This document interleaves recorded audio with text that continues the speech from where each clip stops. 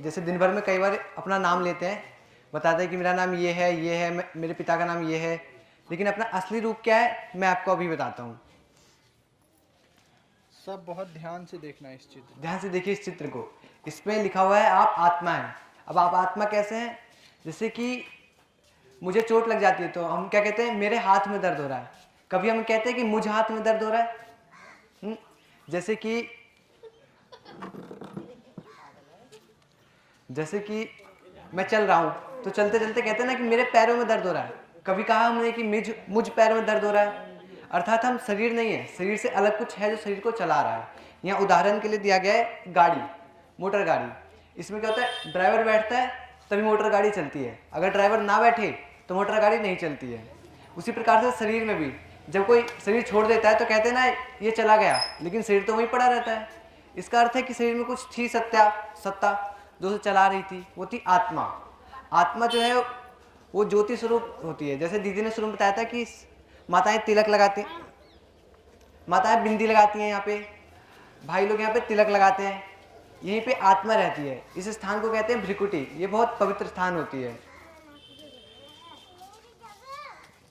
जैसे कि मोटर गाड़ी का एग्जाम्पल लेते हैं कि इसमें सब कुछ हो, तेल हो, पहिए भी हो, सब कुछ हो, लेकिन अगर ड्राइवर ना हो तो नहीं चलेगी। इसी प्रकार से शरीर में यदि आत्मा ना हो तो वो भी नहीं चलेगी। जैसे कि एक और कई लोग कहते हैं ना कि आत्मा यहाँ है, आत्मा पूरे शरीर में, लेकिन ऐसा नहीं है। ड्राइवर अगर गाड़ी में पीछे बैठ जाए तो क्या गाड़ी चलेगी? नहीं चलेगी। उसी प्रकार से आत्मा जब तक यहाँ नहीं बैठती तब तक शरीर नहीं चल सकता है। जैसे कि हमारे शरीर में भी कर्म इंद्रियां हैं, हाथ, पांव, आंख, नाक आदि आदि। ऐसी आत्मा के पास भी 3 शक्तियां हैं, मन, बुद्धि एवं संस्कार। मन हमारा हर प्रकार के विचारों को लाता है, लेकिन बुद्धि से हम निर्णय लेते हैं कि आज मुझे ये करना है, ये नहीं करना है। हमने एक कार्य किया, फिर हमने उसे बार बार किया, इस तरह से हमारे संस्कार बन जाते हैं, और यही संस्कार हमारे साथ अगले जन्म में भी जाते हैं। जो कहते हैं ना कि खाली हाथ आए थे खाली हाथ जाएंगे, तो ऐसा नहीं है। हमने जैसे कर्म किए हैं वो संस्कार हम लेके जाएंगे, और उन्हीं संस्कारों के अनुसार हमें अगला जन्म मिलता है। माए हैं। तो अभी आप इस चित्र को ध्यान से देखिए, ये दिख रहे हैं ऊपर, ये है आत्माओं के पिता, ज्योति बिंदु स्वरूप। जैसे कि हम सभी शिवलिंग की पूजा करते हैं तो उसमें बीच में 3 तिलक लगे होते हैं, बीच में एक बिंदी होती है, हम उसकी पूजा करते हैं। क्योंकि देखा जाए तो हम ज्योति स्वरूप की पूजा तो नहीं कर सकते हैं, इसलिए शिवलिंग का आकार दिया जाता है पूजन के लिए। और देखिए भगवान किनको कहा जा सकता है? जिसको कि सभी लोग माने।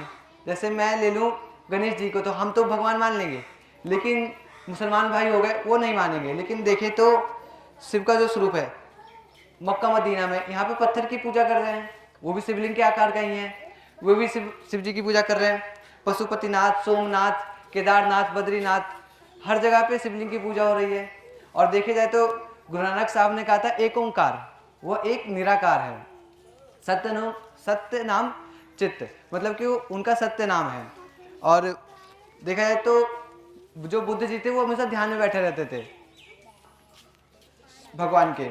और क्राइस्ट आए, उन्होंने कहा गॉड इज लाइट, भगवान प्रकाश स्वरूप है। उन्होंने कभी ये नहीं कहा कि मैं भगवान हूँ, उन्होंने कहा गॉड फादर, भगवान पिता को याद करें। और देखा जाए तो अमरनाथ, एक रामेश्वरम में हम राम जी को भगवान कहते हैं, लेकिन वो राम देवता हैं। देखिए राम जी ने किन की पूजा की? शिव जी की। ऐसा तो नहीं है कि उन्होंने अपने पिता दशरथ की पूजा की कि मैं रावण पे चढ़ाई करने जा रहा हूँ तो मुझे विजय मिला, नहीं, उन्होंने शिव जी की पूजा की। तो अगर हमें कुछ चाहिए तो हमें भगवान को डायरेक्ट याद करना होगा। भगवान सभी के पिता है, सर्व आत्माओं के परम पिता हैं। जैसे कि हम सभी आत्माएं ज्योति बिंदु स्वरूप हैं, तो हमारे पिता का स्वरूप भी ज्योति बिंदु स्वरूप है। ये कहते हैं भगवान जन्म मरण से न्यारे हैं, दुख हरता सुख करता है, शांति के सुखों के सागर हैं, सुख देते हैं, शांति देते हैं। तो उस भगवान को हम जब तक अच्छे से पहचानेंगे नहीं तब तक उनसे ले कैसे पाएंगे? जैसे कि स्कूल में कोई बच्चा अपने पिता को ना पहचाने तो क्या उसकी प्रॉपर्टी ले पाएगा? क्या उससे कुछ ले पाएगा? नहीं ले पाएगा। उसी प्रकार से यदि हम अपने पिता को, परमात्मा को ना पहचाने तो उनसे हमें कुछ नहीं मिल पाएगा। इसलिए उन्हें जानना बेहद जरूरी है। ध्यान से देखिए, परमात्मा ज्योति बिंदु स्वरूप है। और अभी बताएंगे कि परमात्मा रहते कहाँ हैं। जैसे हम सभी का एक स्थूल रहने का स्थान है, कहीं ना कहीं हम रहते ही हैं, उसी प्रकार से भगवान जिसने सूरज चांद दुनिया तीनों लोगों को बनाया, उसने अपने रहने के लिए भी कोई स्थान बनाया होगा। कह देते ना भगवान कंकड़ कंकड़ में है, लेकिन ऐसा नहीं है। भगवान ने अपने रहने के लिए भी एक स्थान बनाया होगा। जो इतनी बड़ी दुनिया बना सकते हैं तो उनके रहने का भी स्थान होगा, तभी आपको वही बताएंगे। इस चित्र में बताया जा रहा है 3 लोग हैं। सबसे नीचे स्थूल पृथ्वी लोक, जिसपे कि हम सभी रहते हैं। सब कुछ जो भी हम काम करते हैं इसी पे 5 तत्व से बना हुआ। इसके ऊपर ब्रह्मा विष्णु शंकर पुरियां, यहाँ पे 3 देवता रहते हैं। उसके ऊपर है परम धाम, जहाँ पे से हम सभी आत्माएं आती हैं। हम सभी का मूल निवास वही स्थान है, वहाँ पे भगवान के साथ हम सभी रहते हैं।